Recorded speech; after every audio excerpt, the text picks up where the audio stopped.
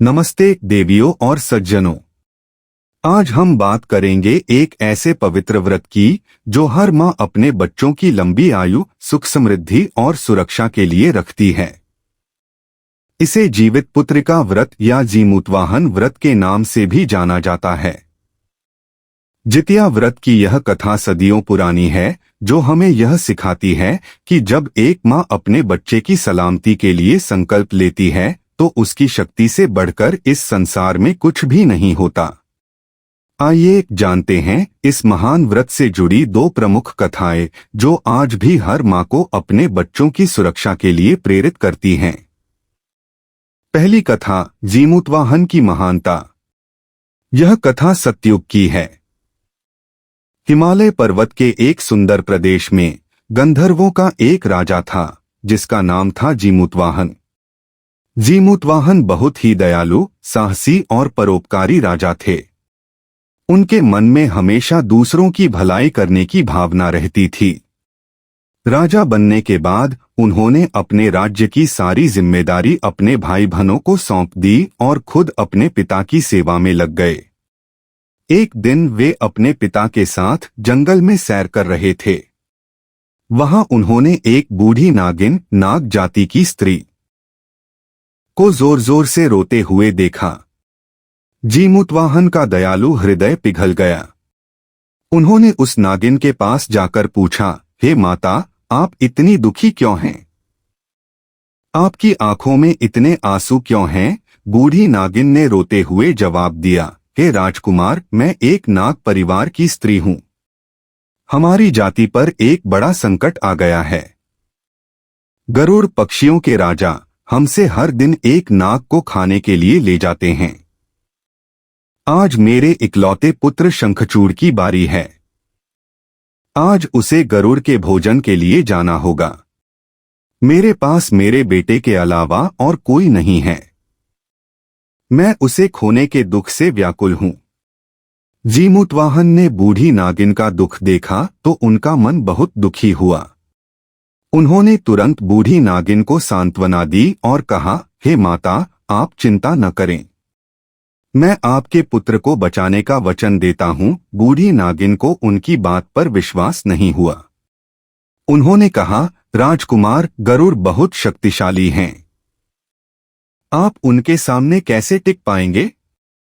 जीमूतवाहन ने बिना कुछ सोचे समझे बूढ़ी नागिन से कहा, माता, आप अपने पुत्र को यहां से भेज दीजिए। आज गरुड़ का भोजन मैं बनूंगा। यह कहकर जीमूतवाहन ने नाग जाति का लाल वस्त्र पहना और उस शिला पत्थर पर लेट गए जहां से गरुड़ हर रोज नाग को उठा ले जाते थे। जब गरुड़ आए तो उन्होंने देखा कि एक युवा अपने शरीर को लाल वस्त्र से ढककर उस शिला पर लेटा हुआ है। गरुड़ को लगा कि यह कोई नाग है और वे तुरंत उसे अपनी चोंच में दबाकर उड़ गए। गरुड़ जब जीमूतवाहन को हिमालय की ऊंची चोटियों पर ले गए तो उन्हें महसूस हुआ कि यह नाग बहुत भारी है। उन्हें आश्चर्य हुआ और उन्होंने जीमूतवाहन से पूछा, तुम कौन हो? जीमूतवाहन ने बिना डरे जवाब दिया, हे गरुड़राज, मैं गंधर्वों का राजकुमार जीमूतवाहन हूं। मैं एक बूढ़ी माँ के बेटे की जान बचाने के लिए यहाँ आया हूँ। आप मुझे खा सकते हैं, लेकिन उस बूढ़ी माँ के बेटे को छोड़ दीजिए। गरुड़ को जीमूतवाहन की बहादुरी और त्याग देखकर बहुत आश्चर्य हुआ। उन्होंने जीमूतवाहन से कहा, हे राजकुमार, मैं आपकी दयालुता और त्याग से बहुत प्रभावित हुआ हूँ। आज तक मैंने किसी को भी इतना निस्वार्थ नहीं देखा। गरुड़ ने तुरंत जीमूतवाहन को अपनी चोंच से मुक्त कर दिया और उन्हें जीवन दान दिया। इसके बाद गरुड़ ने उन्हें वचन दिया कि वह आज से किसी भी नाग को नहीं खाएंगे और नाग जाति को हमेशा के लिए मुक्त कर देंगे। जीमूतवाहन की इस महानता और उनके त्याग की गाथा चारों दिशाओं में फैल गई। माना जाता है कि तभी से हर माँ अपने बच्चों की लंबी आयु और सुरक्षा के लिए जीमूतवाहन के नाम पर यह व्रत रखने लगीं। दूसरी कथा, चिल और सियारिन की कहानी। एक दूसरी कथा भी इस व्रत से जुड़ी है जो हमें इसके महत्व को और भी गहराई से समझाती है। बहुत समय पहले की बात है। एक नदी के किनारे एक सियारिन रहती थी और उसी नदी के पास एक पीपल के पेड़ पर एक चील रहती थी। वे दोनों बहुत अच्छी सहेलियां थीं। एक दिन वे दोनों नदी के किनारे बैठी थीं, तभी उन्होंने कुछ महिलाओं को पूजा करते हुए देखा।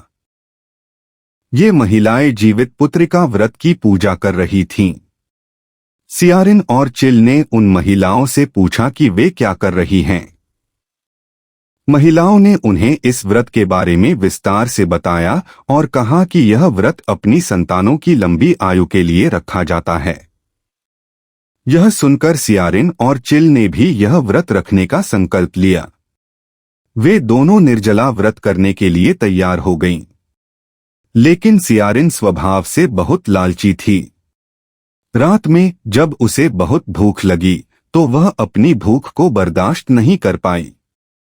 उसने चुपके से जाकर कुछ खा लिया, लेकिन चिल ने पूरी श्रद्धा और ईमानदारी से अपना व्रत पूरा किया। समय बीता। सियारिन ने कई बच्चों को जन्म दिया, लेकिन दुर्भाग्य से उसके सभी बच्चे कुछ ही दिनों में मर गए। वहीं चिल के सभी बच्चे लंबी आयु तक जीवित रहे। सियारिन बहुत दुखी हुई और उसने चिल से अपनी सारी पीड़ा बताई। चिल ने कहा, बहन, यह सब तुम्हारे लालच का फल है। तुमने व्रत का अपमान किया, इसीलिए तुम्हें यह दुख मिला। इस कथा से यह सीख मिलती है कि व्रत में श्रद्धा और नियमों का पालन करना बहुत जरूरी है। सियारिन का लालच उसके बच्चों के जीवन पर भारी पड़ा, जबकि चिल की सच्ची श्रद्धा और त्याग से उसके बच्चे सुरक्षित रहे। व्रत का विधान और आज की परंपरा। यह व्रत 3 दिनों तक चलता है और हर दिन का अपना एक विशेष महत्व है। पहला दिन नहाए खाए नहाकर खाना। इस दिन महिलाएं सुबह जल्दी उठकर पवित्र नदी या तालाब में स्नान करती हैं। नहाने के बाद वे साफ वस्त्र पहनती हैं और केवल सात्विक भोजन करती हैं। इस दिन कद्दू की सब्जी और चावल खाने का विधान है। दूसरा दिन खुरजतिया खुरपरना। यह व्रत का सबसे कठिन दिन होता है। इस दिन महिलाएं निर्जला व्रत रखती हैं, यानी वे पूरे दिन और रात पानी की एक बूंद भी नहीं पी सकती। यह व्रत 24 घंटे से भी ज्यादा का होता है। रात में महिलाएं मिट्टी के पात्र में जल भरकर जीमूतवाहन की पूजा करती हैं। तीसरा दिन पारण व्रत तोड़ना। तीसरे दिन सूर्योदय के बाद ही व्रत का पारण किया जाता है। व्रत का पारण करने से पहले महिलाएं फिर से पूजा करती हैं और फिर सात्विक भोजन करती हैं। यह व्रत आज भी हमारी संस्कृति का एक अभिन्न अंग है। यह व्रत सिर्फ एक धार्मिक अनुष्ठान नहीं है, बल्कि यह मां और संतान के पवित्र रिश्ते का प्रतीक है। इस कहानी को अंत तक देखने के लिए आपका दिल से धन्यवाद। अगर आपको हमारी ये कहानी पसंद आई हो तो कृपया इसे लाइक करें, अपने दोस्तों और परिवार के साथ शेयर करें और नीचे कमेंट करके जरूर बताएं कि आपको कौन सा हिस्सा सबसे अच्छा लगा। ऐसे ही और दिलचस्प और भावनात्मक कहानियों के लिए हमारे चैनल को सब्सक्राइब करना न भूलें। फिर मिलते हैं एक नई कहानी के साथ। तब तक के लिए नमस्कार।